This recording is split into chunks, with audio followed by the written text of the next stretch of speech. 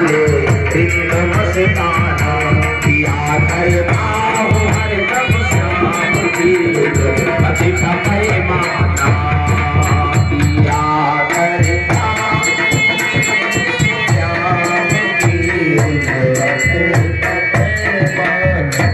बोले कृष्ण कन्हैया लाल की जय हो। आनंद कंद भगवान की जय हो। पिया करता हूँ हरदम श्याम की उल्फत का पैमाना। भगवान की भक्ति का पैमाना जिसने पिया है ना, वो दीवाना हो जाता है, भगवान का हो जाता है। अब आप लोगों से एक शिकायत कर लूं कि 8 बज गया है, कथा शुरू होने का समय है 7 बजे, 3 घंटे का समय है, तो 7 से 10, अब 3 घंटा जोड़ो 8 से 11। अब आप लोग जय मन कहना पंडित जी 11 बज गए। क्या बात है, तालियां, जोरदार तालियां, वाह वाह वाह। अरे ऐसे ऐसे श्रोता बैठे फिर हमें क्या चिंता, क्या बोलिए कृष्ण कन्हैया लाल की जय हो। आज की कथा का विषय है, भगवान कहते हैं करहु सदा तिन करे रखवारी और जिमि बालक राखई महतारी।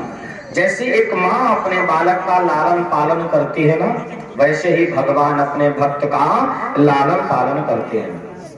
जैसे माँ स्त्री रूप में लालन पालन करती है, वैसे भगवान भी स्त्री बनकर अपने भक्त का लालन पालन करते हैं। तो कोई भी कार्यक्रम हो, उसमें विषय को ध्यान रखा जाता है कि आज के कार्यक्रम का विषय क्या है। तो आज की हमारी कथा का विषय है कि भगवान ने स्त्री बनकर कब भक्त की रक्षा की। ये आपका अंत में मालूम चलेगा कि भगवान कब स्त्री बने। आइए आपको ले चलते हैं महाभारत की उस घटना की तरफ जिस समय कौरवों और पांडवों का बंटवारा हुआ। महाराज धर्मराज युधिष्ठिर अपना सब कुछ हार गए जुए में, अंत में पांचाली द्रौपदी को भी हार गए। तो जब कुछ नहीं बचा तो उन्होंने कहा हमको रहने के लिए मात्र 5 गांव दे दो, और कौरवों से कहा तुम पूरा हस्तिनापुर ले लो और हमको मात्र 5 गांव रहने के लिए दे दो। भगवान श्री कृष्ण संधि का प्रस्ताव लेकर हस्तिनापुर गए दुर्योधन के पास और कहा दुर्योधन मेरा निवेदन है 5 गांव रहने के लिए दे दो पांडवों को। तो दुर्योधन ने कहा सूचक ग्रामीण दास्यामि बिना युद्धेन केशवा, हे केशव सुई की नोक पर भूमि मैं बिना युद्ध के नहीं दूंगा। जब तक युद्ध नहीं होगा हम दो में एक हार नहीं मान जाएगा। अगर मैं हार गया तो धर्मराज युधिष्ठिर पूरे हस्तिनापुर पर राज्य करेंगे, और अगर धर्मराज हार गए तो मैं पूरे हस्तिनापुर में राज्य करूंगा। एक राज्य में 2 राजा नहीं होंगे। एक दुर्योधन ने भगवान का प्रस्ताव ठुकरा दिया।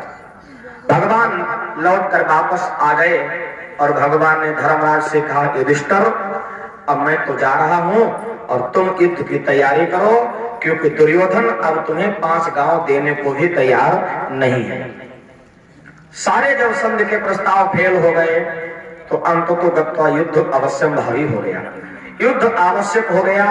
दोनों तरफ की सेनाएं अपनी अपनी तैयारी करने लगी। उधर कौरव अन्य राजाओं से सहायता मांगने लगे, इधर पांडव अपने अन्य राजाओं से सहायता मांगने लगे।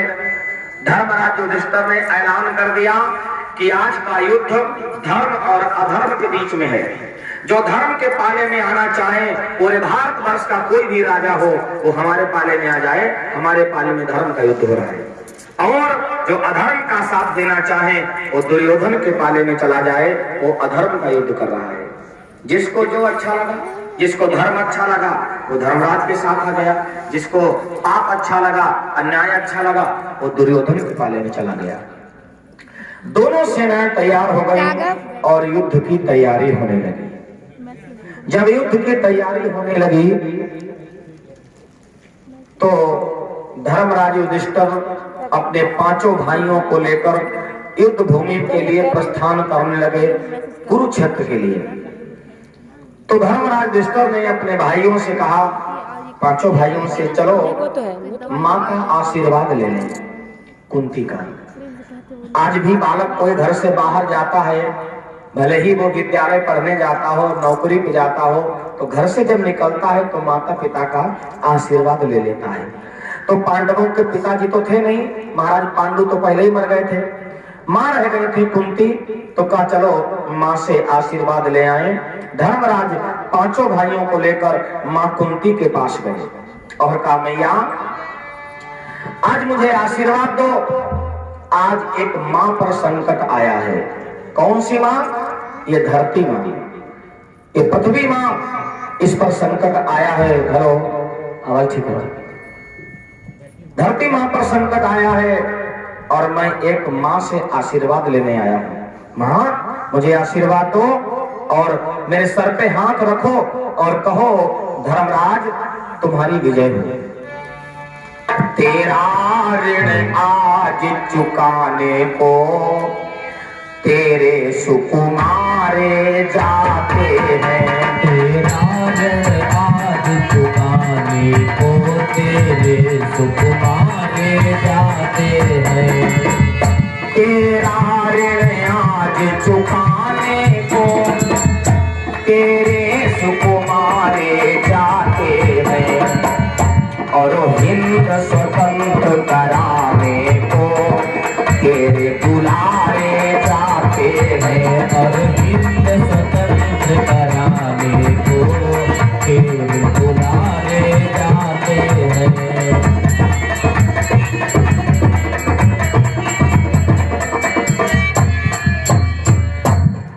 मां से आशीर्वाद लिया, मैया आज मैं भारत भूमि को अत्याचारियों के हाथ से मुक्त कराने के लिए युद्ध भूमि में जा रहा हूं। मां मुझे आशीर्वाद दो। तो मां कुंती ने क्या किया? अपने पांचों बालकों का हाथ पकड़ा।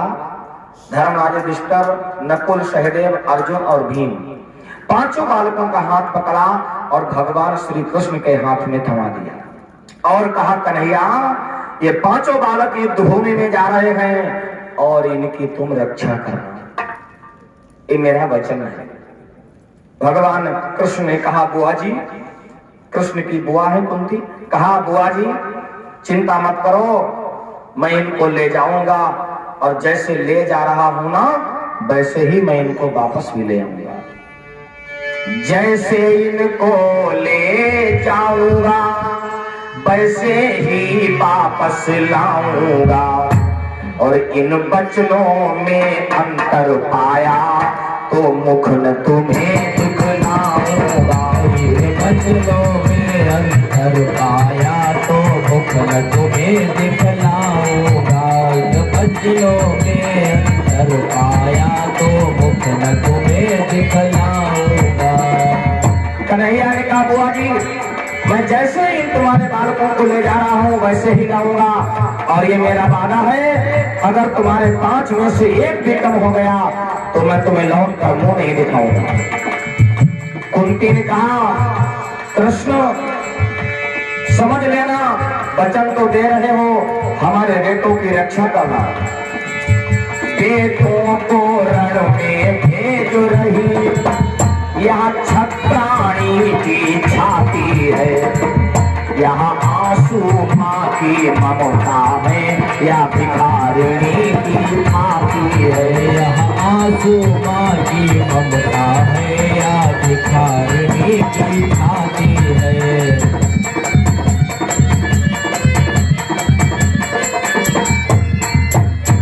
भगवान ने कहा बुआ चिंता मत करो, मैं जैसे ले जाऊंगा वैसे ही इनको वापस लाऊंगा। विचार करें, जो माँ अपने बच्चे को भगवान को सौंप देती है भगवान उसकी रक्षा करते हैं। हमें भरोसा अपना नहीं करना चाहिए, हमें भरोसा उसका करना चाहिए। जब तक हम अपने बाहुबल का भरोसा करते रहते हैं, अपने धन बल जन का भरोसा करते रहते हैं, भगवान रक्षा नहीं करते। यही तो हुआ द्रौपदी के साथ, 5 पतियों का भरोसा किया। उस सभा में बड़े बड़े योद्धा बैठे थे, जब दुशासन चीर खींच रहा था, द्रोणाचार्य, कृपाचार्य, अश्वत्थामा, शकुनी, कर्ण, विकर्ण, भीष्म पितामह सब बैठे थे और द्रौपदी सबके आगे झोली फैलाती है, हमें बचा लो, हमें बचा लो। किसी ने नहीं बचाया। और जब तक इन सबका भरोसा करती रही तब तक कन्हैया नहीं आए। और जब सबका भरोसा छोड़ दिया तो मेरा गोविंद आ गया और द्रौपदी की रक्षा की। तो ये कथा हमें बताती है, टीका लगवाएंगे। आज कुंती ने अपने 5 बालकों को सौंप दिया भगवान के हाथ में, जाओ इनकी रक्षा करना। और भगवान का नियम क्या है, करहु सदा तिनकी रखवारी और जिन बालक राखे महतारी। माँ ने अगर भगवान को सौंपा है तो ये भगवान भी माँ बनकर इनकी रक्षा करेंगे। अब देखो विचार करने की बात है, धर्मराज युधिष्ठिर शक्ति मिल गई। जब अपनी माँ से आशीर्वाद लेने गए तो दुर्योधन ने सोचा चलो हम भी अपनी माँ से आशीर्वाद ले आए। तो दुर्योधन की माँ कौन है, गांधारी। दुर्योधन पहुंचा गांधारी के पास और गांधारी से कहने लगा, माँ मैं युद्ध भूमि में जा रहा हूँ और मुझे आशीर्वाद दो। वहाँ पहुँच गए। गांधारी ने पूछा क्या आशीर्वाद दूं? तो दुर्योधन ने कहा, माँ मेरे सर पे हाथ रखो और कहो जाओ दुर्योधन तुम्हारी जय हो, तुम्हारी विजय हो। देखो वो कोई कुत्ता है, भगा उसको। दुर्योधन तुम्हारी जय हो, आशीर्वाद दिया। आशीर्वाद लेने गया तो गांधारी ने कहा, दुर्योधन मैं तुम्हें झूठा आशीर्वाद नहीं दूंगी। एक माँ कह रही है अपने बेटे से। देखिए माँ को भी धर्म का मार्ग अपनाना चाहिए। जरूरी नहीं अगर उसका बालक गलत रास्ते पर है, गलत काम कर रहा है तो वो उसका सहयोग करे। माँ को क्या करना चाहिए, अगर अपने बालक की गलती है तो अपने बालक को भी दोष देना चाहिए। गांधारी और धृतराष्ट्र ने यही तो कमी करी, अपने बालक को दोष नहीं दिया, उसकी कमियों को छुपाती रही। तो गांधारी ने यहाँ पर कहा कि मेरा तन मन धन सब तुम्हारे लिए समर्पित है, लेकिन दुर्योधन मैं तुम्हें झूठा आशीर्वाद नहीं दूंगी। दुर्योधन ने कहा तुम कैसी माँ हो, अरे हर माँ अपने बेटे को आशीर्वाद देती है और तुम मुझे आशीर्वाद नहीं दे रही हो। तो गांधारी ने कहा, दुर्योधन मैं जानती हूँ तुम जिस रास्ते पर चल रहे हो वो अधर्म का रास्ता है। क्या तुम नहीं जानते हो कि तुम गलत रास्ते पर जा रहे हो? दुर्योधन ने कहा, हाँ माँ मैं जानता हूँ, जानामि धर्मम न मे प्रवृत्ति, जानामि अधर्मम न च मे निवृत्ति। मैं जानता हूँ धर्म क्या है, लेकिन मैं धर्म कर नहीं सकता। मैं ये भी जानता हूँ अधर्म क्या है, मैं अधर्म का साथ नहीं छोड़ सकता। क्यों? कारण क्या है, गलत मार्ग पर जब आदमी पांव रख देता है ना और चल पड़ता है फिर पीछे लौटना बहुत मुश्किल होता है। इसलिए हमारे संत कहते हैं कि हमें कभी भी कुमार्ग पर पैर नहीं रखना चाहिए, गलत मार्ग पर पैर नहीं रखना चाहिए। और अगर एक बार आपने गलत मार्ग पर पैर रख दिया तो आप चाहोगे भी तब भी वापस नहीं आ सकते। ये जितने भी डकैत, आतंकवाद, नक्सलवाद, ये जितने भी बन जाते हैं ना, ये चाहे कि हम वापस घर लौट जाए, जाओगे तो हम मारे जाओगे, इसलिए ये लौट ही नहीं पाते हैं। तो दुर्योधन ने कहा, मैं धर्म अधर्म सब जानता हूँ, मैं धर्म का साथ नहीं दे सकता और अधर्म को छोड़ नहीं सकता, क्योंकि मैं उस रास्ते पर चल पड़ा। तो गांधारी ने कहा, अगर तुम धर्म का साथ नहीं दे सकते तो जाओ मैं तुम्हें आशीर्वाद भी नहीं दूंगी। और गांधारी ने अपने बेटे को आशीर्वाद नहीं दिया। दुर्योधन झुंझला गया और कहा तू कैसी माँ है, अपने बेटे को आशीर्वाद नहीं दे रही है। इधर आओ। गांधारी ने कहा, मैं झूठा आशीर्वाद नहीं दूंगी, मैं तो धर्म के साथ में हूं। दुर्योधन वहां से झुंझला गया और कहां पहुंचा, भीष्म कर लो, उनको भी कुछ दे दो, तुम भी कुछ ले लो। दुर्योधन ने कहा, मर भले जाए, जब समझौता की बात मत ही करो, मरना हमें गवारा है लेकिन हम ये समझौता नहीं करेंगे। पितामह ने कहा, समझौता नहीं करोगे तो फिर युद्ध करो। बोले आप हमें आशीर्वाद दे दो, मेरे सर पे हाथ रख दो और कह दो दुर्योधन तुम्हारी विजय हो। पितामह ने कहा, झूठा आशीर्वाद मैं नहीं दूंगा। जब तुम्हारा मैंने अन्न खाया है ना तो मैं तुम्हारे लिए लड़ूंगा, तो तुम्हारे लिए युद्ध करूंगा, तुम्हारे लिए खून बहाऊंगा, लेकिन आशीर्वाद आत्मा की आवाज होती है और आशीर्वाद उसी को दिया जाता है जो उसका पात्र होता है। कुपात्र को आशीर्वाद भी नहीं देना चाहिए। पितामह ने मना कर दिया और जब पितामह ने मना कर दिया दुर्योधन झुंझलाया और कहा पितामह इसका मतलब फिर हम युद्ध हार जाएंगे। जब आप आशीर्वाद नहीं दोगे तो हम युद्ध हार जाएंगे। तो पितामह ने कहा दुर्योधन तुम हारो चाहे जीतो हम तुम्हारी तरफ से युद्ध करेंगे। और जानते हो हम रोज 10,000 महारथियों को अकेले मारेंगे। कितने? 10,000।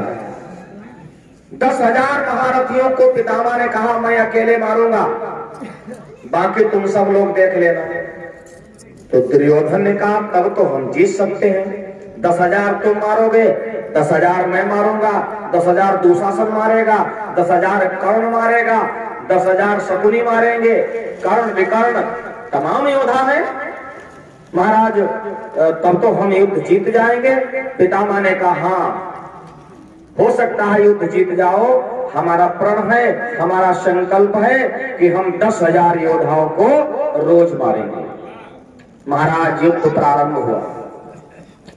युद्ध प्रारंभ हुआ, पहले दिन का युद्ध समाप्त हुआ तो देखा पांडवों की सेना के 10,000 महारथी धराशायी हो गए। दूसरे दिन का युद्ध समाप्त हुआ, 10,000 और धराशायी हो गए अकेले पितामह ने। तीसरा, चौथा, पांचवा, छठा, 6 दिन हो गए युद्ध होते होते और अकेले भीष्म पितामह ने 60,000 महारथी योद्धाओं को मार दिया। पांडवों का बहुत बड़ा नरसंहार हो गया। सारे पांडव भयभीत हो गए और पांडव भयभीत होकर भगवान कृष्ण के पास गए और कहा कन्हैया लग रहा है हम हार जाएंगे। क्यों? अरे अकेले भीष्म पितामह 10,000 महारथी रोज मार रहे हैं, 60,000 महारथी हमारे अकेले पितामह ने मार दिए, अब हम युद्ध कैसे जीत पाएंगे? लग रहा युद्ध नहीं जीतेंगे। बारिश हुई है। कन्हैया ने कहा चिंता मत करो, सीम की चाप सकई को जासू और बड़ रखवार रमापति दासू। भगवान जिसकी रक्षा करे भला उसका बाल बांका नहीं हो सकता। कन्हैया ने कहा धर्मराज 6 दिन का युद्ध तो उनके पाले में रहा, अब कल है 7वां दिन। आज कथा को कै दिन हो गए? 6 दिन। कल 7वां दिन है। कन्हैया ने कहा कल का युद्ध अब तुम्हारे पक्ष में होगा। सेनाएं सज गई कुरुक्षेत्र में, एक तरफ पांडव एक तरफ कौरव और महाराज युद्ध प्रारंभ हुआ। पांडवों पर आज भगवान कृष्ण की विशेष कृपा है। युद्ध जब होने लगा ऐसा बांका युद्ध हुआ, पांडवों ने ऐसा युद्ध किया 6 दिन का बदला 1 दिन में ले लिया। मारे अर्जुन की न कौरव सह सके और मरने वाले हाय तक ना कह सके। मरने वाले हाय तक ना कह सके। जंगलों में लाशें बिछा दी शेर ने, अकलो बाबा की भुला दी शेर ने। जंगलों लाशों में बिछा दी शेर ने, अकलो बाबा की भुला दी शेर ने। अकलो बाबा की भुला दी शेर ने। आज अर्जुन ऐसा बांका युद्ध कर रहे हैं, भीष्म पितामह की हालत खराब हो गई और भीम कैसा युद्ध कर रहे हैं? अब तनिक उस ओर नजर उठाइए, भीम का पौरुष निरखते जाइए। हाथ में केस खोले, हाथ में पकड़े गदा, पैरियों पर वार करने की अदा। केस खोले, हाथ में पकड़े गदा, पैरियों पर वार करने की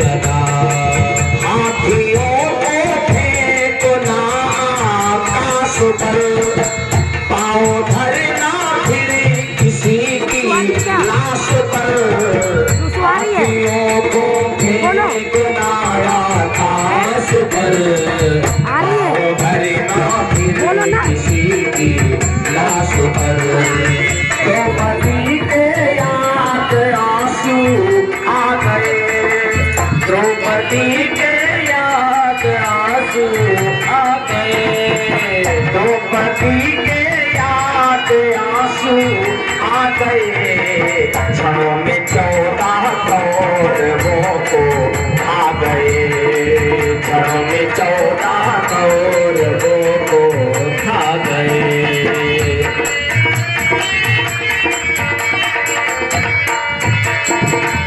आज भीम ऐसा बांका युद्ध कर रहे हैं, 14 कौरवों को भीम ने एक ही बार में धराशाही कर दिया।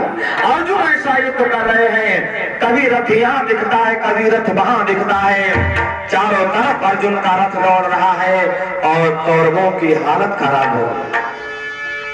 14 वर्ष का एक राजकुमार है, उसका कैसा युद्ध हो रहा है। लड़ता अभिमन्यु निराली शान से और खेलता था बैरियों की जान से, खेलता था बैरियों की जान से। लड़ता अभिमन्यु निराली शान से, खेलता था बैरियों की जान से, खेलता था बैरियों की जान से। अभिमन्यु ऐसा बांका युद्ध कर रहा है, चारों तरफ पांडवों में हाहाकार, कौरवों में हाहाकार मच गया। आज तो लग रहा है प्रलय का युद्ध हो रहा है। पांचों पांडव, छठा अभिमन्यु ऐसा युद्ध कर रहा है, चारों तरफ से कौरव भयभीत हो गए।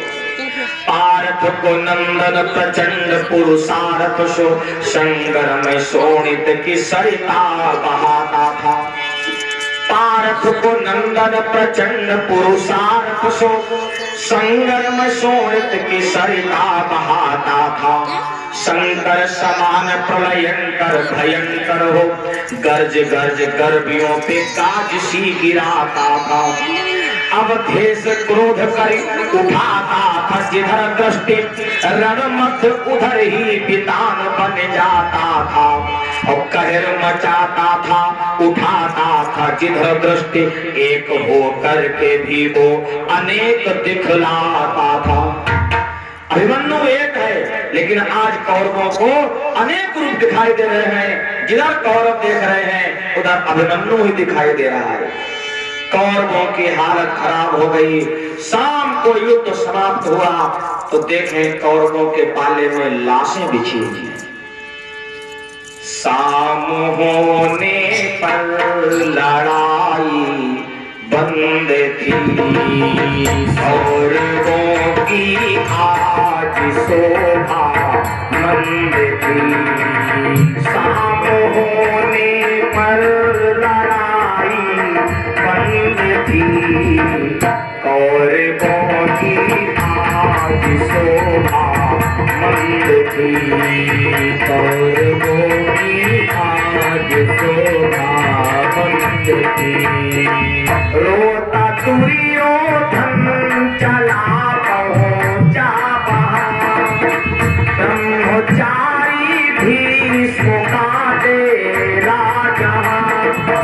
भीष्म से जाकर सुयोधन ने कहा, बाबा अब तो दुख नहीं जाता सहा, बाबा अब तो दुख नहीं जाता सहा। ले लिए 14 बिरादर भीम ने, प्रण किया पूरा सरासर भीम ने। आपकी आंखों के आगे हो गया, जाग कर भी भाग्य मेरा सो गया, जाग कर भी भाग्य मेरा सो गया, जाग कर भी भाग्य मेरा सो गया। शाम को जब युद्ध समाप्त हुआ, दुर्योधन पहुंचा भीष्म पितामह के शिविर में और जाकर रोने लगा, पितामह ये क्या हो रहा है। 6 दिन का बदला पांडवों ने एक दिन में ले लिया, अकेले भीम ने हमारे 14 भाइयों को मार दिया। और पितामह अगर ऐसा ही युद्ध चलता रहा तो हम तो 100 के 100 भैया मारे जाएंगे। क्यों?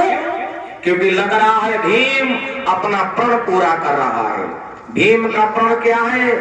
जिस समय दुशासन ने द्रौपदी का वस्त्र हरण किया था, कर्ण ने द्रौपदी को वैश्या कहा था, उस दिन भीम ने प्रतिज्ञा की थी, बंधुन सहित सुयोधन मारो और दुशासन की भुजा उठाओ। उस दिन भीम ने प्रतिज्ञा कर डाली थी, आए दुर्योधन, तेरे 100 के 100 भाई मैं अकेले मारूंगा और दुशासन तेरी भुजा उखाड़ दूंगा और तेरे रक्त से द्रौपदी के बाल धोऊंगा। ये भीम की प्रतिज्ञा थी। दुर्योधन रो रहा है पितामह के पास और कह रहा है, पितामह, लग रहा भीम अपना प्रण पूरा कर लेगा। उसने हमारे 14 भाई एक बार में मार दिए। आज एक दिन का युद्ध उनके पक्ष में हुआ, कल न जाने क्या होगा। दुर्योधन और रोने लगा, क्या बाबा हम हार जाएंगे? अब क्या हमारी सेना में कोई ऐसा योद्धा नहीं है जो हम युद्ध जीत पाए? पितामह ने कहा, दुर्योधन, युद्ध की हार जीत का निर्णय परमात्मा करेगा, लेकिन हाँ, मैं इतना बता सकता हूं कि आपकी सेना में ऐसे ऐसे योद्धा हैं जो एक एक योद्धा पूरे महाभारत को अकेले जीत लेगा। दुर्योधन ने कहा, एक एक? हाँ, हमारी सेना में? बोले हाँ। तो वो पितामह कौन कौन सी योद्धा हैं जो अकेले पूरे संग्राम को जीत लेंगे? पितामह ने कहा, सुनो, तुम्हारा जो दोस्त है, दुर्योधन का सबसे खास दोस्त कौन है? अंगराज कर्ण। तुम्हारे दोस्त को अगर 5 दिन दे दिए जाए, कर्ण को अगर 5 दिन मिल जाए, तो कर्ण अकेले पूरे संग्राम को जीत लेगा। कर्ण 5 दिन जो रण रचई, तो दोनों दल मारे गुण बचई। कर्ण 5 दिन जो रण रचई, दोनों दल मारे गुण बचई। दुर्योधन, कर्ण 5 दिन जो रण रचई, तो दोनों दल मारे गुण बचई। दोनों दल मारे गुण बचई, दोनों दल मारे गुण बचई। दुर्योधन खुश हो गया, हमारा दोस्त अकेले 5 दिन में पूरा संग्राम जीत लेगा। पितामह ने कहा, हाँ, जीत लेगा। अच्छा, तो क्या कोई और भी ऐसा योद्धा है? पितामह ने कहा, और भी है। बोले, और कौन है? बस सुनो, जो तुम्हारे गुरुजी हैं। कौन? गुरु द्रोणाचार्य। अगर तुम्हारे गुरुजी द्रोणाचार्य युद्ध करें तो कर्ण को तो 5 दिन लगेंगे, द्रोणाचार्य को मात्र 3 दिन लगेंगे। गुरु द्रोण जो असर संधान और 3 दिवस में करें राम। गुरु द्रोण जो सर संधान, 3 दिवस मह करें राम। गुरु द्रोण जो सर संधान, 3 दिवस मह करें राम। गुरु द्रोण जो सर संधान, 3 दिवस मह करें राम। अरे, अब तो दुर्योधन खुश होने लगा, तब तो हम युद्ध जीत जाएंगे। कर्ण 5 दिन में जीत लेगा, गुरुदेव हमारे 3 दिन में जीत लेंगे। पितामह, क्या कोई और भी ऐसा योद्धा है जो अकेले पूरे महाभारत को जीत ले? पितामह ने कहा, और हैं। और कौन है? पितामह ने अपनी तरफ इशारा किया, कहा, भीष्म जो तेज समारो और 1 दिवस मातो दल मारो। कहा, भीष्म जो तेज समारो, 1 दिवस मातो दल मारो। 1 दिवस मातो दल मारो। भीष्म पितामह ने कहा, दुर्योधन, अगर मैं जिस दिन युद्ध करूंगा, 1 दिन में मैं दोनों सेनाओं का संहार कर सकता हूं, क्योंकि भीष्म पितामह के पास कालबाण था। दुर्योधन खुश हो गया, और तब तो हम युद्ध जीत जाएंगे। कर्ण 5 दिन में, द्रोणाचार्य 3 दिन में, भीष्म पितामह 1 ही दिन में। पितामह, क्या कोई और भी ऐसा योद्धा है हमारी सेना में जो अकेले युद्ध जीत ले? पितामह ने कहा, और है। कौन है? द्रोणाचार्य का जो बेटा है द्रोणी। देखो तुम उसको मोबाइल पकड़े ना, द्रोणी मालूम ऐसे पकड़े 3 पहर में, उसको दिन भी पूरा नहीं लगेगा, 3 पहर में। द्रोणी 3 ही दंडमा 2 दल करे निदान। दुर्योधन की खुशी का ठिकाना नहीं। दुर्योधन उछलने लगा, द्रोणी 3 पहर में अकेले जीत लेगा। पितामह ने कहा हाँ, लेकिन पितामह ने कहा सुनो, एक योद्धा पांडवों की तरफ भी है। और दुर्योधन चौंका, अच्छा तो क्या वो भी अकेले जीत सकता है? हाँ वो भी अकेले जीत सकता है। उसको कितना टाइम, कई दिन लगेंगे? पितामह के दिन की ना कहो, जा पूछो टाइम कितना लगेगा। हाँ ऐसा ही है। द्रोणी 3 ही दंडमा 2 दल करे निदान। और पल लागत अर्जुन बधई छुई न दूजो बाण। और पल लागत अर्जुन बधई छुई न दूजो बाण। पल लागत अर्जुन बधई छुई न दूजो। दुर्योधन को मूर्छा आ गई, जमीन पर गिर पड़ा। पल लागत अर्जुन बधई छुई न दूजो बाण। पलक झपकते ही अर्जुन दोनों सेनाओं का श्रृंगार कर सकता है। दुर्योधन को गस आ गया। बड़ी देर में दुर्योधन सावधान हुआ। भीष्म पितामह ने कहा अरे राजन हौसला रखो। हाँ उठो, हाँ उठो, खड़े हो, हौसला रखो। हौसला देकर पितामह ने कहा आज का मैदान उनका ही रहा। हौसला देकर पितामह ने कहा आज का मैदान उनका ही रहा। रंग दिल में कुछ न लाना चाहिए, जोर दिल से आज माना चाहिए। कल हमारी जीत होगी देखो ना, जय पराजय में बदलती देखो ना। जय पराजय में बदलती देखो ना। जय पराजय में बदलती देखो ना। भीष्म पितामह ने दुर्योधन को हौसला बनाया और कहा राजन उठो। और आज तक का युद्ध पांडवों के पक्ष में रहा और कल का युद्ध हमारे पक्ष में होगा। कल हमारी जीत होगी।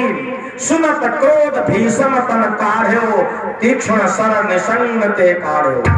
भीष्म पितामह ने अपने तरकस में से एक कालबाण निकाला, अमोघ अस्त्र, जिसको चला तो फिर कोई नहीं बचेगा। और कहा दुर्योधन इस बाण का संधान मैं कल के युद्ध में करूंगा। महाकाल सर नाम कहावरे, इंद्र वज्र पट तर नहीं पावे। महाकाल नाम का बाण पितामह ने निकाला और कहा दुर्योधन जाओ, अब रात हो गई, आराम करो जाकर, और कल सुबह तुम्हें युद्ध करना है। और कल हम एक पांडव मार देंगे, ये हमारी प्रतिज्ञा है।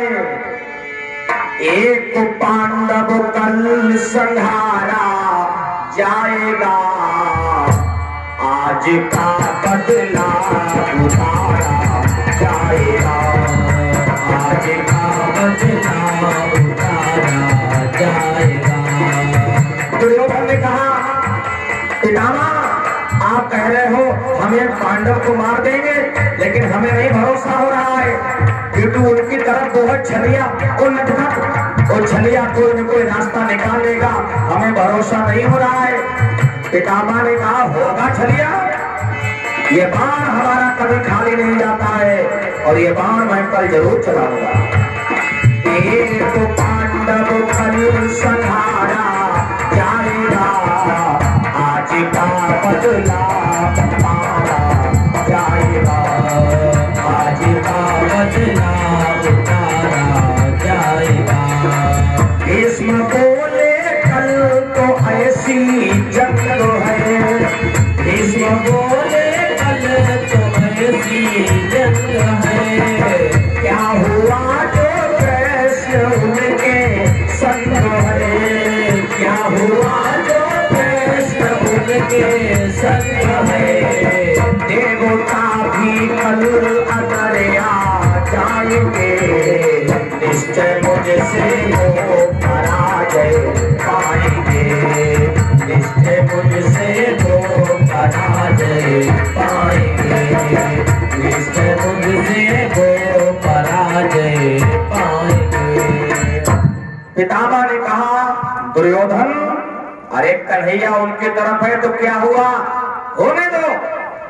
कल अगर पूरा देवलोक आ जाए तब भी एक पांडव को नहीं बचा पाएगा। मैं एक पांडव को जरूर मार दूंगा, ये मेरा प्रण है, ये मेरा संकल्प है। जाओ आराम करो जाकर राजन, कल युद्ध करना है। दुर्योधन बड़ा खुश हो गया, चलो हमारे 14 भाई मारे गए, कोई बात नहीं, एक पांडव तो मारा जाएगा। ये दुर्योधन खुश हुआ। जब दुर्योधन चलने लगा, वापस लौटने लगा, तो पितामह ने दुर्योधन को बुलाया और कहा दुर्योधन एक बात कहें। दुर्योधन ने कहा कहो। देखो तुम भूमि के जिस थोड़े से टुकड़े के लिए युद्ध कर रहे हो ना, ये भूमि यहाँ की यही रह जाएगी, या तो तुम सब मारे जाओगे या पांडव सब मारे जाओगे। मान लो पांडव सारे अगर मारे गए तो वो भी तुम्हारे भाई हैं, अगर तुम सब मारे गए तो तुम्हें क्या मिलेगा। इसलिए हमारा सुझाव है कि एक बार अंत में भी समझौता कर लो। अभी तुम्हारे 14 भैया मरे, बाकी अभी सब तुम जिंदा हो, अभी 86 भैया जिंदा हो। हाँ, अभी मान जाओ, समझौता कर लो, क्योंकि जिस भूमि के टुकड़े के लिए तुम लड़ रहे हो या यहाँ की यहीं रह जाएगी। हमारे आपके समाज में भी ऐसा ही होता है, कभी कभी मेड़ के पीछे कत्ल हो जाता है, कभी कभी नाली के पानी के पीछे कत्ल हो जाता है, वो वहां की वहीं रह जाती है और पूरा जीवन नष्ट हो जाता है। ये कथाएं हमें शिक्षा देती है। पितामह ने समझाया दुर्योधन को और कहा राजन, जाएगी जवानी जोर पानी के बबूले जैसी, रेत का कंगूरा जिंदगानी रह जाएगी। जाएगी जवानी जोर पानी के बबूले जैसी, रेत सा कंगूरा जिंदगानी रह जाएगी। जाजर करेगी जरा जोर ना चलेगो नेक, रगों में न रक्त की रवानी रह जाएगी। नेक नाम नेक काम भले ही बिसर जाए, पर काले कारनामों की कहानी रह जाएगी। 4 दिन के हैं ये जो चोचले जगत मध्य, राजा रह जाएंगे ना रानी रह जाएगी। महाराज व्यर्थ में युद्ध कर रहे हो, खून खराबा कर रहे हो, अब भी मान जाओ, पांडवों से समझौता कर लो। दुर्योधन ने कही बाबा मरे चाहे जिए, लेकिन समझौता नहीं करेंगे। जे ही काम आसीलन के मुख से कही के पिछले करो ना, और जे ही काम दोगलन के घर में घुस के निकसे करो। दुर्योधन ने कहा बाबा मुझे मरना मंजूर है, लेकिन मैं पांडवों से समझौता नहीं करूंगा। पितामह ने कहा नहीं करोगे तो ठीक है, जाओ युद्ध करो और परिणाम तो भगवान देगा। अंत में जाते जाते दुर्योधन ने कहा पितामह आप कह रहे हो जाओ आराम करो जाकर, लेकिन हमें नींद नहीं आ रही है। क्यों नींद क्यों नहीं आ रही है? अब तो मैंने कह दिया कि कल मैं पांडव को मार दूंगा, जाओ सो जाकर। दुर्योधन ने कहा पितामह एक बार मेरे सर पे हाथ रख दो और कह दो जाओ दुर्योधन तुम्हारी विजय हो। पितामह ने कहा बस यही नहीं करूंगा, तुम्हारे लिए मरूंगा मारूंगा युद्ध करूंगा, लेकिन ये तुम्हारे सर पे हाथ रखकर मैं आशीर्वाद नहीं दूंगा, क्योंकि मुझे मालूम है तुम अधर्म के रास्ते पर चल रहे हो। जितने भी योद्धा थे दुर्योधन के पक्ष में सब जानते थे कि मैं अधर्म का साथ दे रहा हूं, लेकिन फिर भी वो युद्ध करते थे। क्यों? क्योंकि उन्होंने दुर्योधन का अन्न खाया। लेकिन दुर्योधन नहीं माना और कहने लगा पितामह मुझे आशीर्वाद दे दो, मैं आशीर्वाद आपसे लेकर ही जाऊंगा, मैं बिना आशीर्वाद लिए जाऊंगा ही नहीं। और दुर्योधन ने भीष्म पितामह के पैर पकड़ लिए। अब जब पैर पकड़ लिए, दुर्योधन ने कहा मैं ये पैर नहीं छोड़ूंगा जब तक आप हमें आशीर्वाद नहीं देंगे। अब पितामह चक्कर में पड़ गए। पितामह ने सोचा अब क्या करें, तो पितामह ने एक रास्ता निकाला। देखो, आशीर्वाद उसी को दिया जाता है जिससे आत्मा प्रसन्न हो, और भीष्म पितामह की आत्मा दुर्योधन से प्रसन्न नहीं थी। यद्यपि पितामह दुर्योधन के पक्ष में युद्ध कर रहे थे, लेकिन आत्मा प्रसन्न नहीं थी। तो भीष्म पितामह ने कहा दुर्योधन, मैं तुम्हें तो विजय का आशीर्वाद नहीं दूंगा, लेकिन हाँ, अगर तुम्हारी पत्नी आए तो मैं उसको अखंड सौभाग्यवती होने का आशीर्वाद दे दूंगा। तो दुर्योधन विचार करने लगा, बात एक ही है, डायरेक्ट हमें आशीर्वाद दे दो, कहूँ वह बात, और हमारी पत्नी से कह दो जाओ तुम्हारा सुहाग हमार रहा है, कहूँ वह बात, रक्षा तो हमारी होनी है।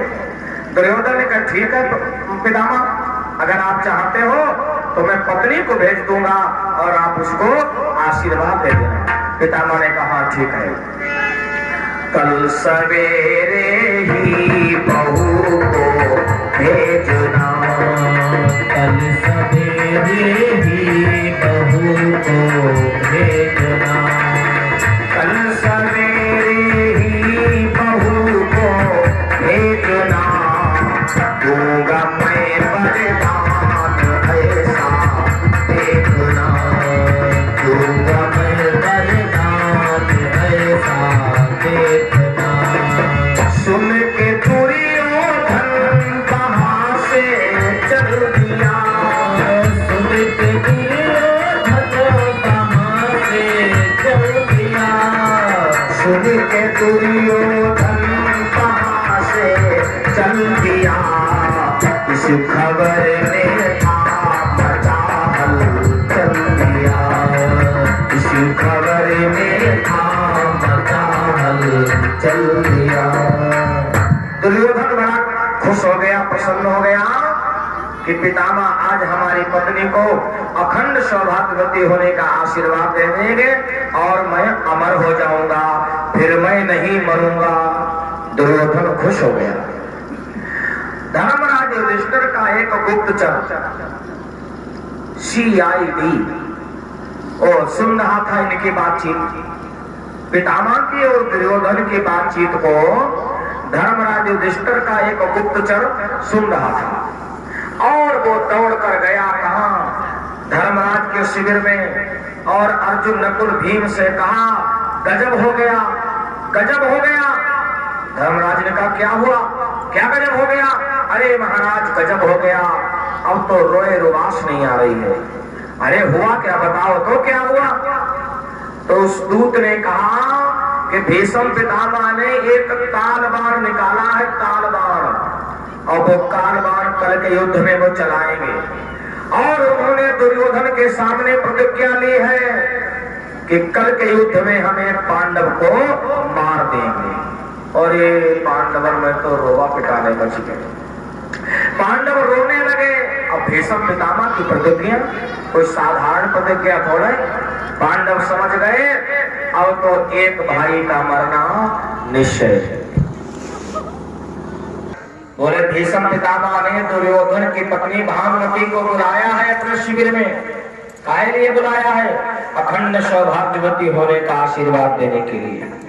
अगर पितामह ने भानुमति को आशीर्वाद दे दिया तो दुर्योधन को कोई नहीं मार पाएगा। और इस खबर से तो पांडवों में तहलका मच गया, हलचल मच गई।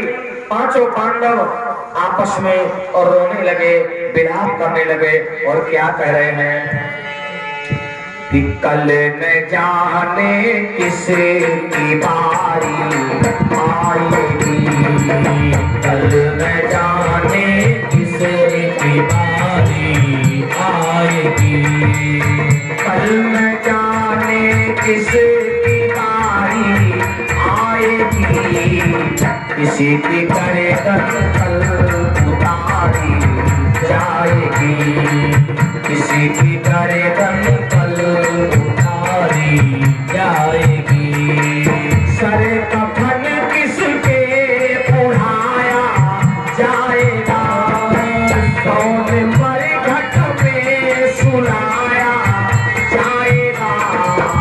सर कफन किसके उड़ाया जाएगा, कौन मरघट में सुलाया जाएगा।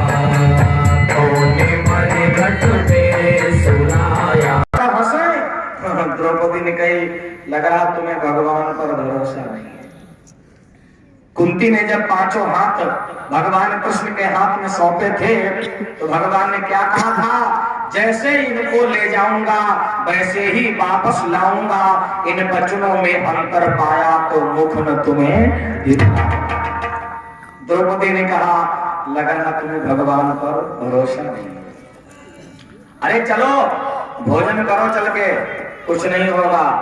धर्मराज ने कहा, पांचाली क्या कह रही हो, जानती हो ये किसकी प्रतिज्ञा है? अखंड ब्रह्मचारी, बाल ब्रह्मचारी, गंगा व्रत, देव व्रत, भीष्म पितामह की प्रतिज्ञा है। और भीष्म पितामह की प्रतिज्ञा कभी झूठी नहीं हो सकती। इसलिए भोजन अपना रखो और हमें जी भर के रो लेने दो, पता नहीं हमें से कौन भाई कल नहीं रहेगा। द्रौपदी ने कहा, कुछ नहीं होगा, भोजन करो, आराम करो। धर्मराज ने कहा, भोजन का आएगा। अब देखो द्रौपदी को तो भगवान पर भरोसा है, क्योंकि द्रौपदी जान नहीं है कि भगवान रक्षा करते हैं। एक बार नहीं, द्रौपदी ने कई बार ऐसा अनुमान किया। अरे हस्तिनापुर की दो घटना याद करो। जिस समय द्रौपदी का नया नया विवाह होकर आया था, द्रौपदी अपने भवन की अट्टालिका पर बैठी थी और दुर्योधन मदिरा के नशे में अपने महल की तरफ आया। हस्तिनापुर के महल की विशेषता क्या थी कि जहां पर पानी था वहां सूखा दिखता था, और जहां सूखा था वहां पानी दिखता। कहाँ मेरा फोन? दुर्योधन मदिरा के नशे में आया और सूखे में पानी समझ के गिर गया, और दुर्योधन जैसे गिरा तैसे ही द्रौपदी ने अट्टहास किया। अट्टालिका पर बैठी थी द्रौपदी और कहने लगी कि पितुमाता जैसे होते हैं और सुख भी तो वैसे होते हैं, और मशहूर कहावत है ऐसी, अंधों के अंधे होते हैं। मशहूर कहावत है ऐसी, अंधों के अंधे होते हैं। मशहूर कहावत है ऐसी, अंधों के अंधे होते हैं। मशहूर कहावत है ऐसी, अंधों के अंधे होते हैं। द्रौपदी अट्टालिका पर बैठकर मुस्कुराई और मुस्कुरा के कहा, जिनको बाप अंधा उनके बच्चे भी अंधे, देखो कैसे सूखे में गिर गए। और दुर्योधन का नशा दूर हो गया, दुर्योधन का नशा दूर हो गया। दुर्योधन ने ऊपर को नजर उठाई और कहा, पांचाली तूने हमारे पिताजी को गाली दी, तूने महाराज धृतराष्ट्र को अंधा कहा। अरे पांचाली याद रखना, यदि जिंदा रहा जमाने में तो इतना कर दिखला दूंगा, तो इतना कर दिखला दूंगा। तूने मुझसे अंधा कहा, मैं दुनिया अंधी कर दूंगा। तूने मुझसे अंधा कहा, मैं दुनिया अंधी कर दूंगा। तूने मुझसे अंधा कहा, मैं दुनिया अंधी कर दूंगा। दुर्योधन ने कहा, अरे पांचाली आज तूने मुझे अंधा कहा, जिस दिन मैं इस अपमान का बदला लूंगा उस दिन सारी दुनिया अंधी हो जाएगी और तुझे कोई नहीं देखेगा। और दुर्योधन वहां से चल दिया रोता हुआ और कहां पहुंचा? शकुनी के पास। ये शकुनी कौन है? ये दुर्योधन के मामा हैं। शकुनी के पास पहुंचा और शकुनी के पास जाकर दुर्योधन रोने लगा। 10 बजे बुलाया था मैंने। चलो बैठा लो, नहीं बैठा लो, 10 बजे की जरूरत पड़ेगी। हाँ वहीं बैठा लो, वहीं बैठा लो, टाइम लगेगी अभी। एक रजैया दे दो तो उतना बड़े बैठ जाए बच्चों, वहीं बैठे। आज की कथा तो 11 बजे तक है ना, हाँ इसलिए 10 बजे जरूरत पड़ेगी। हाँ ठीक है, वहीं बैठो।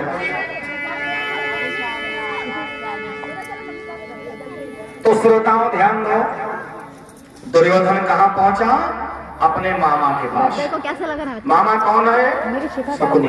काम में खराबी वैसे कैसे? शकुनी हस्तिनापुर से बदला लेना चाहता है। किस बात का? कैसे लग रहा है उसका? आपको मालूम है भीष्म पितामह जब गांधारी को लाए थे तो ये नहीं बताया था कि तुम्हारा पति अंधा है। किसी की बहन का विवाह जबरदस्ती एक अंधे के साथ कर दो तो उसका भाई क्या खुश होगा? शकुनी तो हस्तिनापुर से बदला ही लेना चाहता था और तब तक दुर्योधन पहुंच गए। मानो शकुनी को मौका मिल गया। शकुनी ने कहा, अरे भांजे क्या बात है, ये तुम्हारी आंखों में आंसू कैसे, ये तुम्हारे चेहरे पर उदासी कैसी है, क्या बात है? तो दुर्योधन ने पूरी बात बताई और कहा, मामा जी अब मैं आत्महत्या कर लूंगा, मैं अपने प्राण खो दूंगा, जीवित नहीं रहूंगा। अरे भांजे क्या बात है, हुआ क्या, हमें बताओ, हम तुम्हारी सहायता करेंगे। अरे अभी तुम्हारे मामा की भुजाओं में बहुत बल है। दुर्योधन ने शकुनी ने दुर्योधन को धैर्य बताया। तो दुर्योधन ने पूरी बात बताई, मामा पांचाली ने आज हमसे अंधा कहा और हमारे पिताजी को भी गाली दी, अब बताओ हम क्या करें? शकुनी ने कहा, चिंता मत करो, तुम्हारे अपमान का बदला हम लेंगे।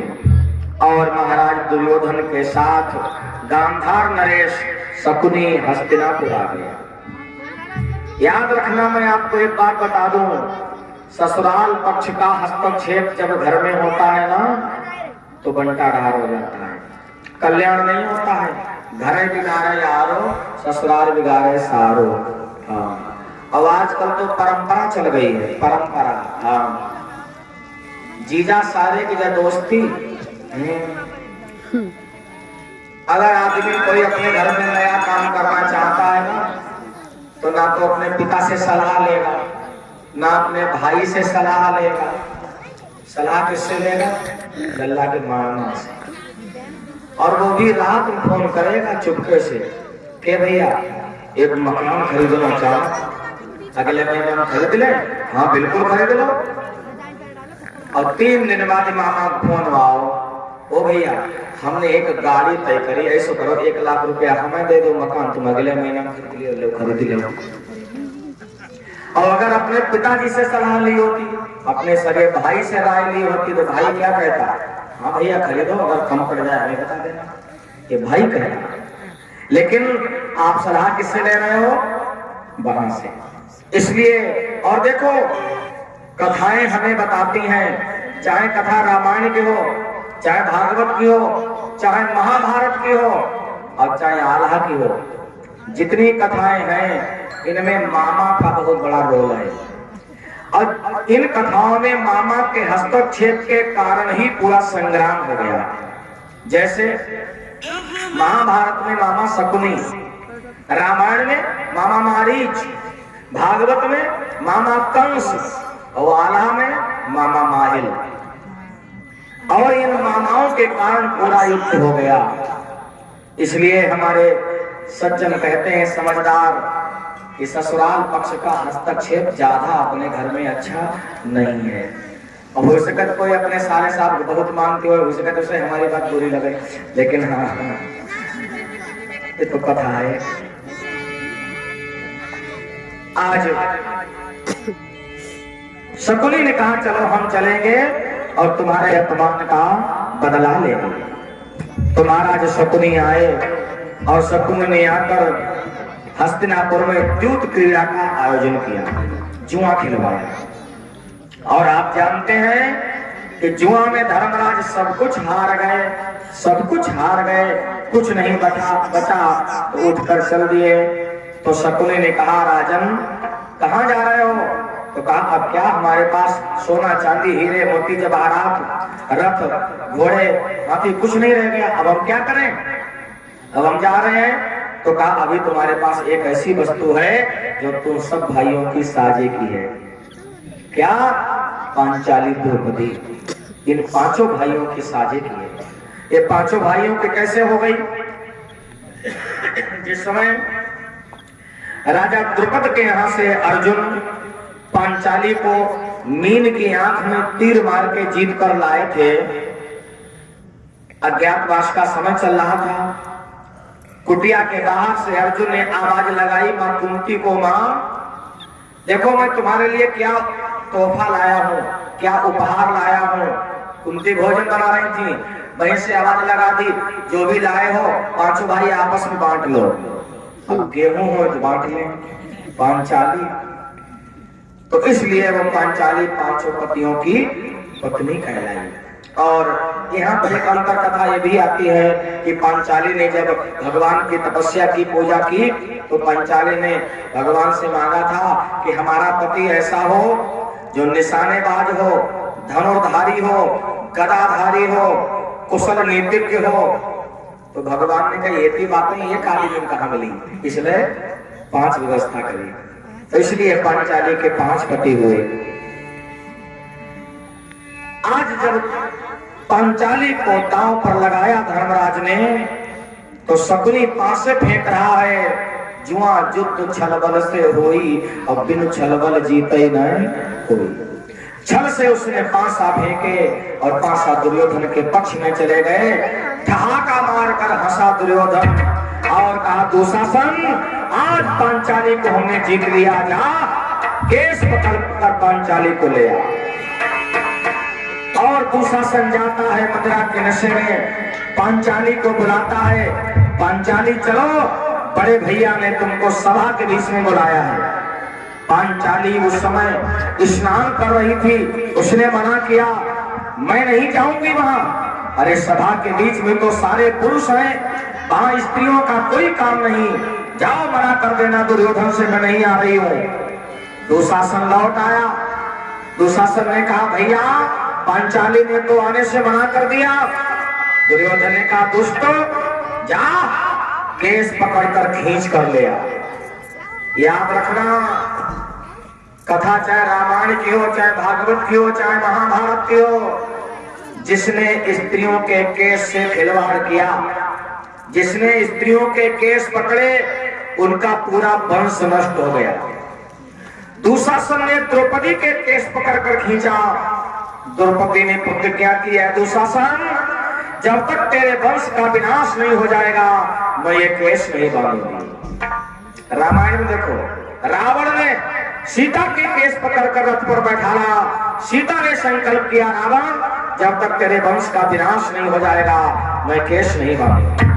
भागवत में देखो, जिस समय कंस अपनी बहन देवकी को विदा कर रहा है, आकाशवाणी हुई, इसका 8वां पुत्र तेरा काल होगा। तो कंस देवकी को कोस पकड़कर खींच लेता है रथ से और कारागार में डाल देता है। देवकी तब तक बाल नहीं बांधती है जब तक कंस के वंश का विनाश नहीं हो जाता। तो जिन जिन ने स्त्रियों के बालों से खिलवाड़ किया, उनके वंश का विनाश हो गया। लड़ाई आप लोगों के घरों में भी होती होगी थोड़ी बहुत, लेकिन याद रखना कभी ये गलती मत करना। हाँ, झगड़ा हो, गाली गलौज हो, मारपीट हो, सब कुछ ठीक है, लेकिन ये गलती मत करना जो इन लोगों ने की। स्त्रियों के बालों से जो खिलवाड़ करता है उसका धीरे धीरे वंश नष्ट हो जाता है। एक कथा बता दी महाराज। दुर्योधन ने कहा दुशासन से, दुशासन जा केस पकड़कर खींचता हुआ ले आ।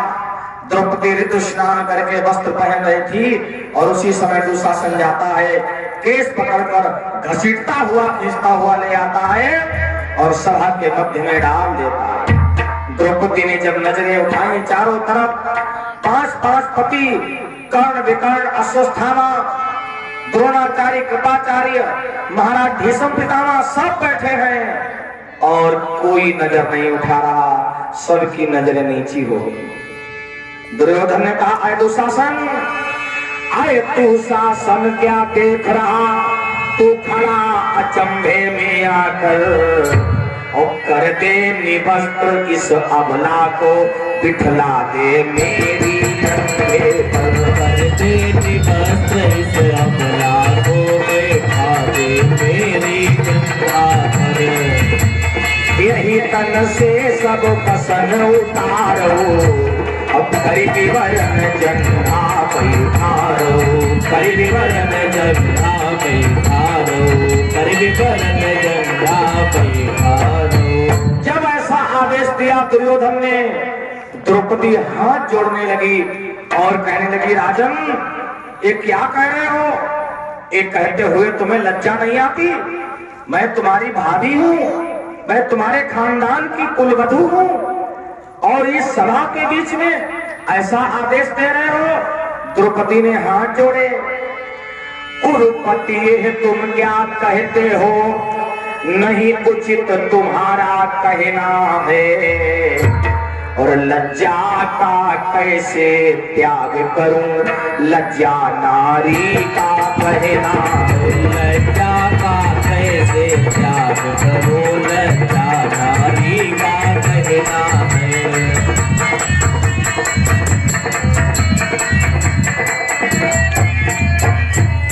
पांचाली ने हाथ जोड़े और कहा, लज्जा नारी नाम आभूषणम, लज्जा नारी का आभूषण होता है। अरे कुरुपति, मेरी लज्जा का हनन करना चाहते हो? तो दुर्योधन ने कहा, पांचाली आज तुम्हें लज्जा आ रही है? याद करो वो दिन जब तुमने क्या कहा था, क्या सब कुछ भूल गई हो तुम, दुनिया में कैसे होते हैं, दुनिया में कैसे होते हैं। द्रौपदी तुम्ही तो कहती थी, अंधों के अंधे होते हैं। द्रौपदी तुम्ही तो कहती थी, अंधों के अंधे होते हैं। दुर्योधन ने कहा, है पांचाली तुमने कहा था अंधों के अंधे होते हैं, अरे किस बात की लज्जा? मैं तो अंधा हूँ, मुझे दिखाई नहीं दे रहा है।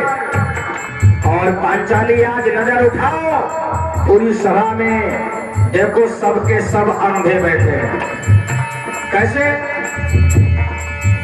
गर्भपात है चंद बुजुर्गों की, यह उम्र के मारे अंधे हैं। कुछ नौकर चाकर मेरे हैं जो डर के मारे अंधे, कुछ नौकर चाकर मेरे हैं जो डर के मारे अंधे। दुर्योधन ने कहा, पांचाली नजर उठाओ और देखो आज ये सब अंधे हैं। अरे जो बुजुर्ग है ना, उनकी तो उम्र हो गई अंधे होने की, वो तो अंधे वैसे ही हैं। और जो नौजवान हैं ये सब हमारे डर में अंधे हैं। आज कोई नहीं तुम्हें देखेगा। वस्त्र धारण कर दुशासन, और दुशासन मंदिरा के नशे में आगे बढ़ा। द्रौपदी ने अपने 5 पतियों की तरफ नजर उठाई और अपने पतियों की तरफ हाथ जोड़े। द्रौपदी को भरोसा है अपने 5 पतियों पर कि जो राजा द्रुपद की सभा से हमें जीत कर लाए थे, हजारों महाराजाओं के सामने, आज वो हमारी लज्जा का हनन नहीं होने देंगे। सभा मध्य पति 5 हमारे, और महावीर रन करहि नचारे। सभा मध्य 5 हमारे। द्रौपदी को अपने पतियों पर भरोसा है। अर्जुन, नकुल, सहदेव, भीम, धर्मराज, युधिष्ठिर, और अगर कोई नहीं बचाएगा तो द्रौपदी को भीम पर सबसे ज्यादा भरोसा है। द्रौपदी कह रही है, मोई उघारी हो नहीं दी है, और उठके भीम अवश्य सुधली है। उठके भीम अवश्य सुधली है, उठके भीम अवश्य सुधली है। द्रौपदी को भरोसा अपने पतियों पर।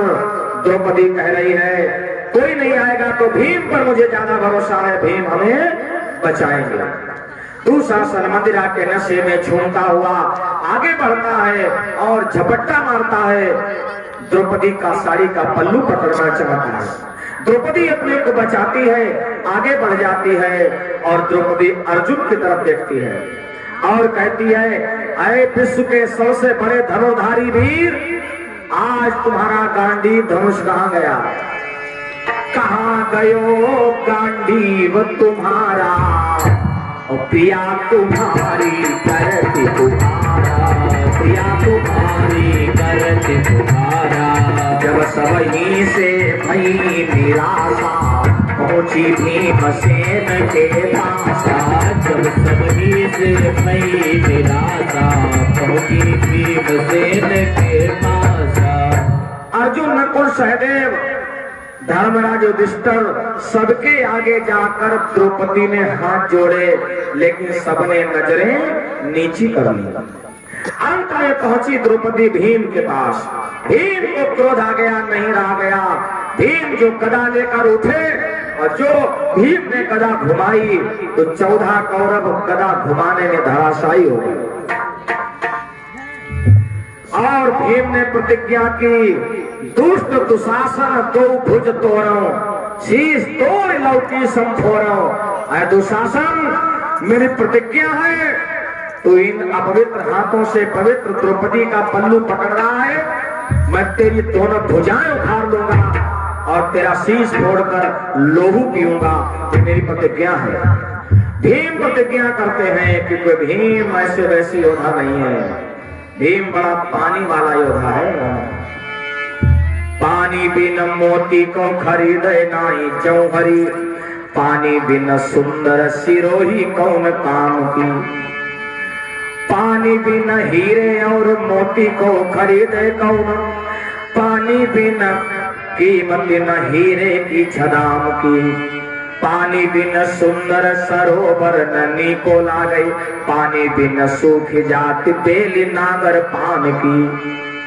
पानी बिन सुंदर सरोवर ननी को लागे, पानी बिन सूख जाति बेली नागर पान की। और अरे नर ज्ञानी, जो तू पानी को गुमान करे, तो पानी बिन जग में जवानी कौन काम। ऐसा कहो क्या पानी जिस पानी में जवानी ना हो, भरा नहीं जो भावों से बहती, जिसमें रसधार नहीं, वो हृदय नहीं पत्थर है जिसमें सुदेश का प्यार। आज भीम ने उठकर ललकारा दुर्योधन को। दुर्योधन को मूर्छा, नशे में है दुर्योधन।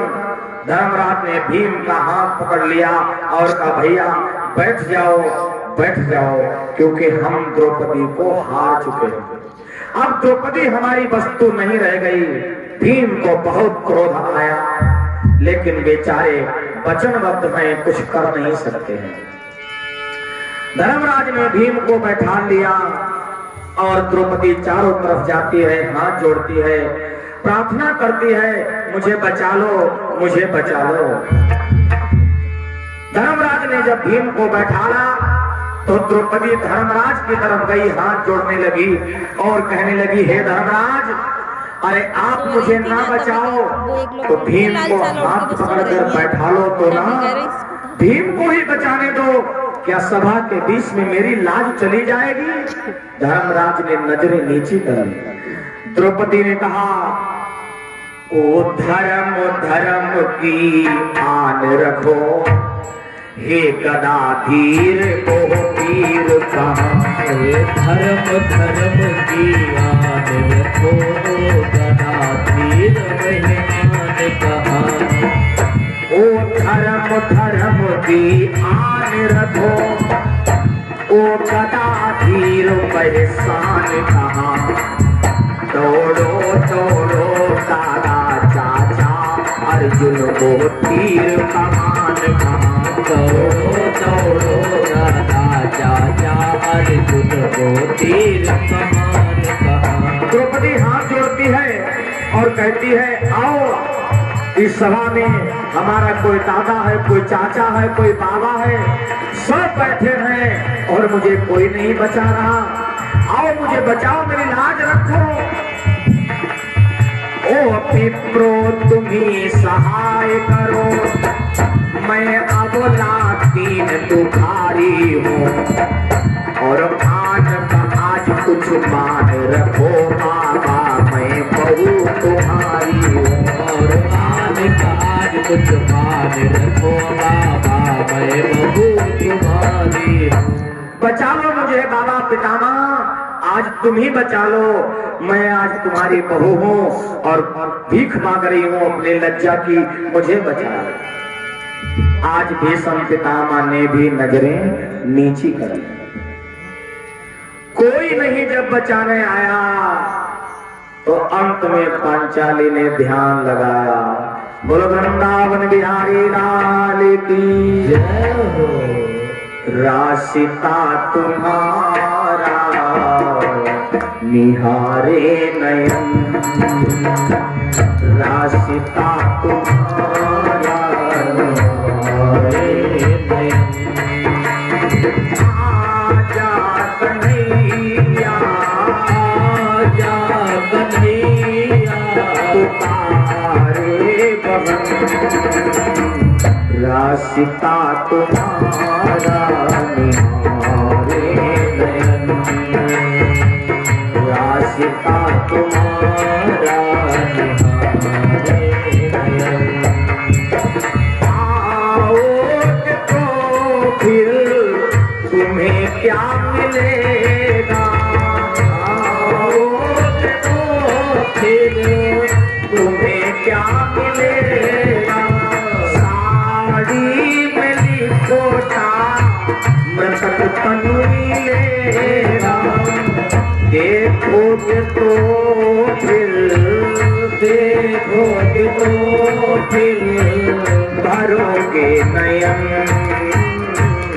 राशिता तुम्हारा निहारे नयन, राशिता तुम्हारा निहारे नयन, अगर तुम न आए मोहन मुरारी, अगर तुम न आए मोहन मुरारी, ना तुम हमारे ना मैं तुम्हारी, न एक दूसरे के, दूसरे के भाई बहन, राशिता तुम्हारा निहारे नयन, राशिता तुम्हारा निहारे नयन।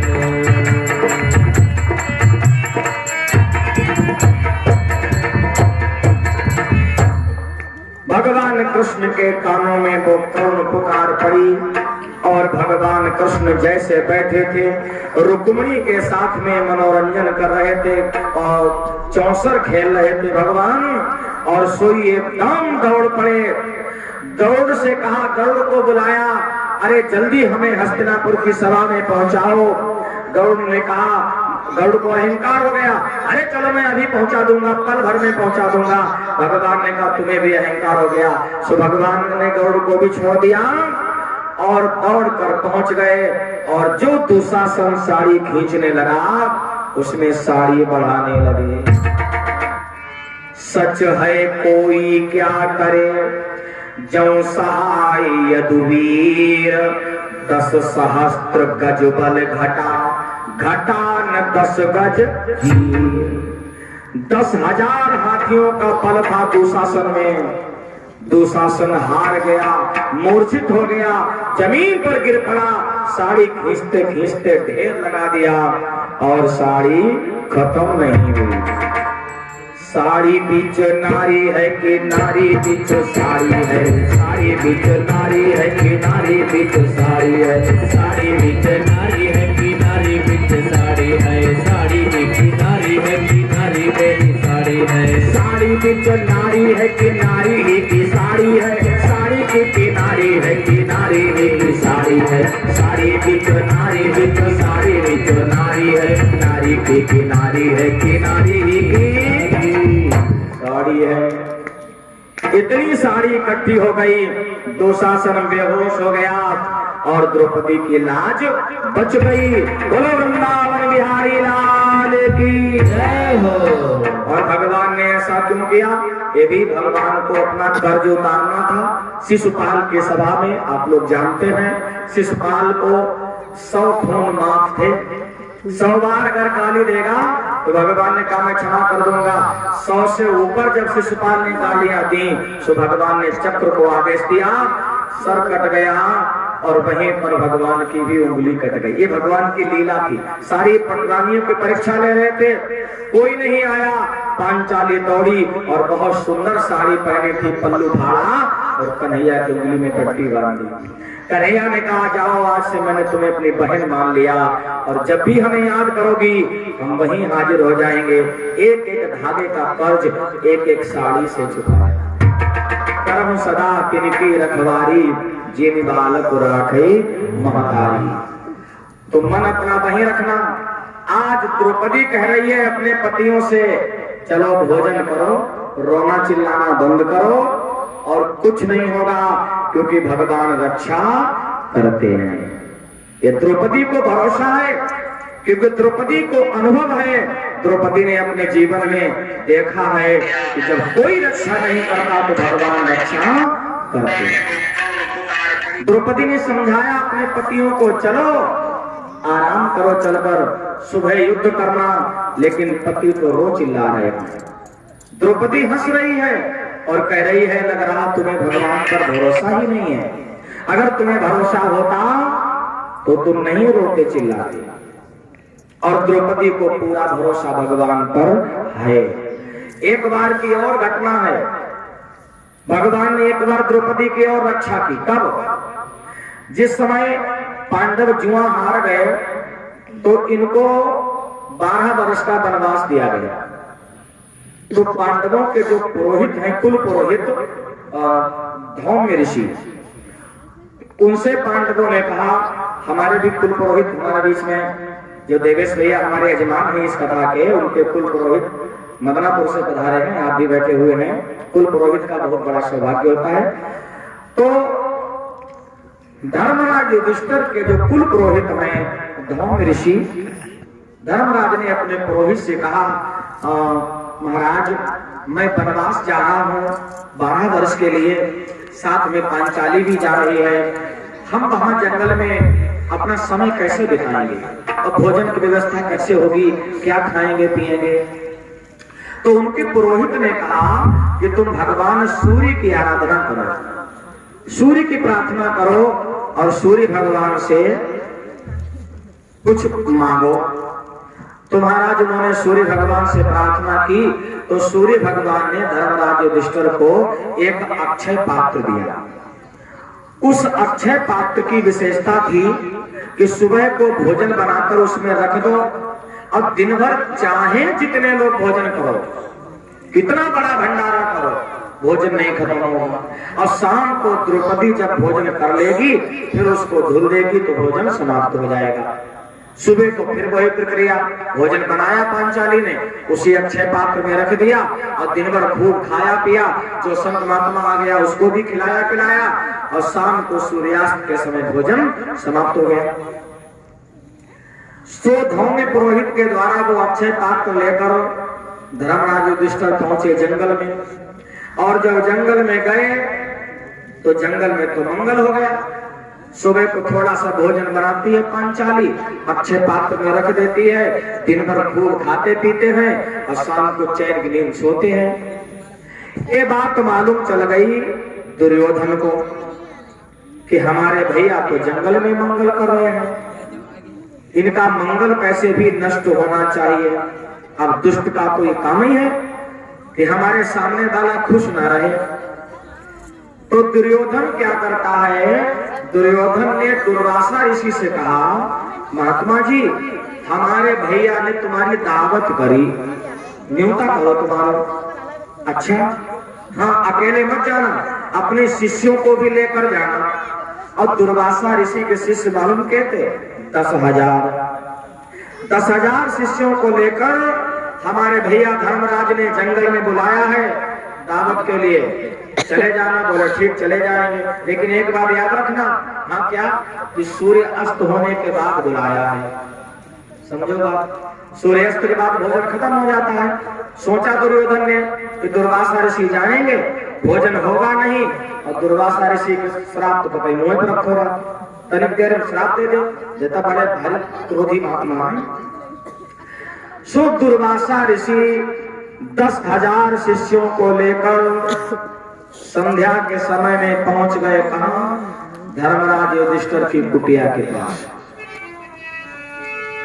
और वहां जाकर दुर्वासा ऋषि ने धर्मराज से कहा कि हम सब को भोजन करवाओ, और ना ही तो पीप श्राप न पावो।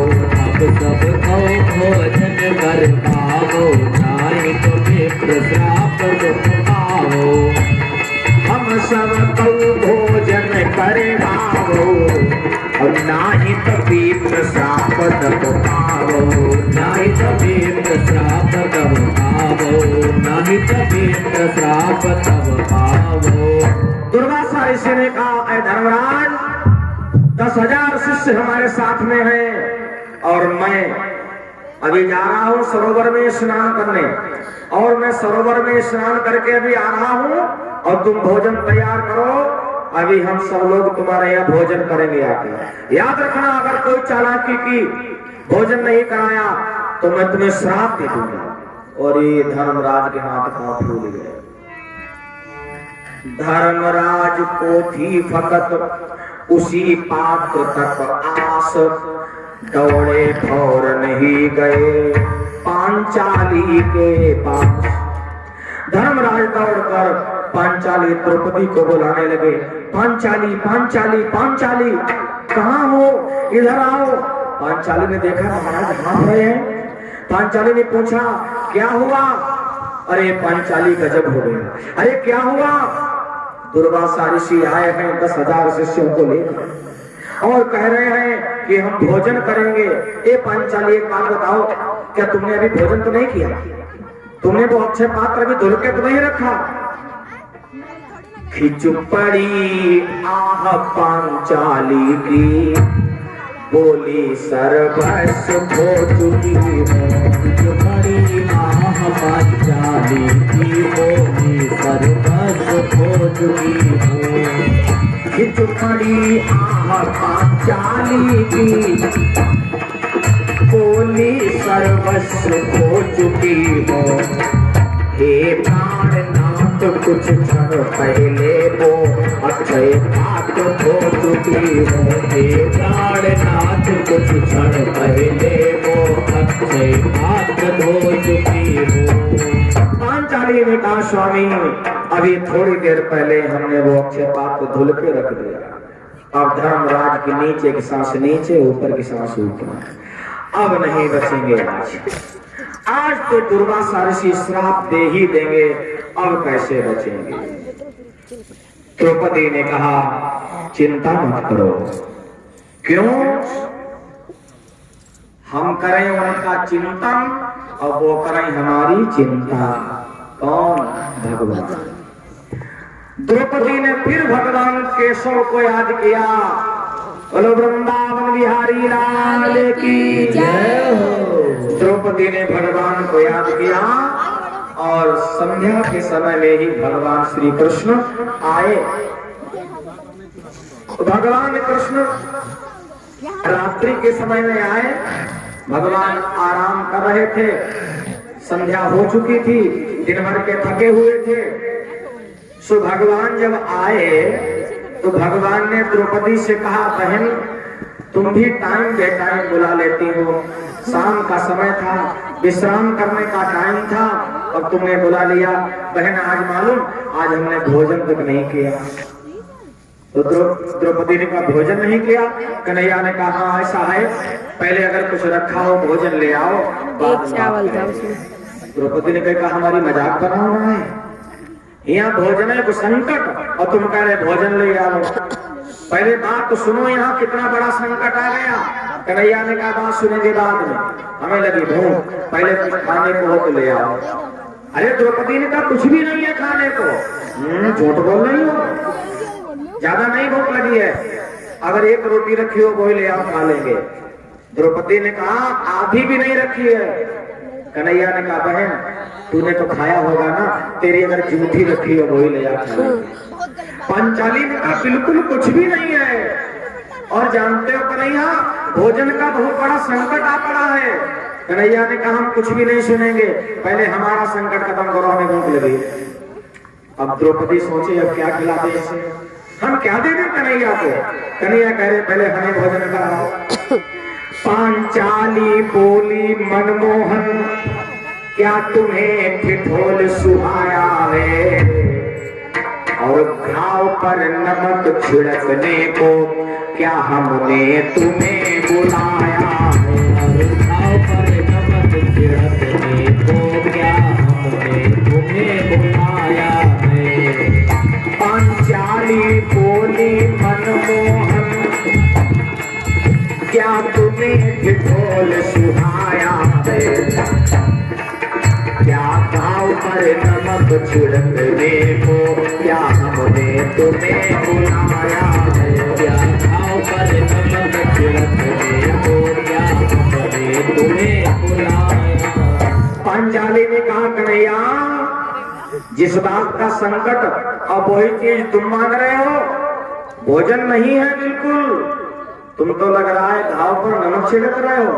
भोजन की समस्या संभालने के लिए हमने तुम्हें बुलाया और तुम भी यहाँ पे भोजन मांगने लगे। कन्हैया ने कहा बहन आज तुम चाहे कुछ भी करो, हम जब तक कुछ खा नहीं लेंगे तब तक तुम्हारी बात नहीं सुनेंगे। पांचाली ने कहा कन्हैया मैं सच कह रही हूँ, आज घर में कुछ नहीं है खाने को।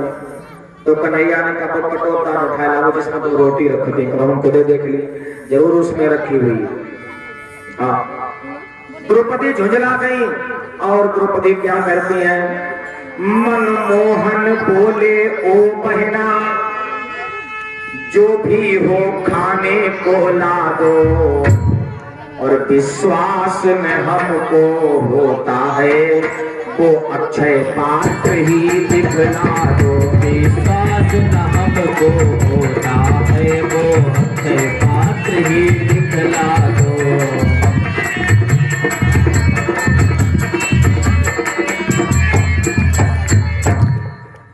द्रौपदी को क्रोध आ गया, ले तुम्हें हम कटोरा उठा के दिखाई दे जाने का रखो। और द्रौपदी भाग के गई और वो अक्षय पात्र उठा के लाई, अब कन्हैया का आगे ठसक दिया, लो देखो इसमें क्या रखा तुम्हारे खाने के लिए। और कन्हैया ने वो अक्षय पात्र उठाकर देखा, आज द्रौपदी ने मेथी को साग आलू बनाया और उस साग की पत्ती उस अक्षय पात्र की किनारे पर एक चिपकी रह गई। धोया तो लेकिन नहीं धुल पाया। कन्हैया ने वही साग की पत्ती छुटाई नाखून से और खा ली। अक्षय पात्र पांचाली लाई, एक रंचक भांजी तह पाई। भगवान ने जो एक पत्ती उस साग की खाई, और जैसे भगवान ने पत्ती खाई तैसे जो 10,000 शिष्य सरोवर में स्नान कर रहे थे उन्हें समय डकारे आने लगी। अब शिष्य कहे गुरुजी पता नहीं पेट कहां से भर गया, डकारे आ रही हैं। गुरुजी कहने लगे ऐसी ड्रेस बनी हम उपक्रम है। बोलो शंकर भगवान की जय। सब चकाचक हो गए, मैं गुरुजी के सब चेला। अब तो महाराज गुरुजी आए और धर्मराज के हाथ जोड़ने लगे।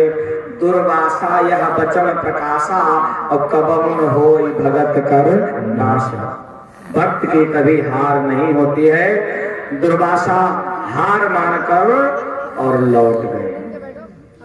तुम मन वहीं रखना, द्रौपदी जानती है कि भगवान रक्षा करते हैं। इसलिए द्रौपदी ने अपने पतियों से कहा चलो आराम करो। कुछ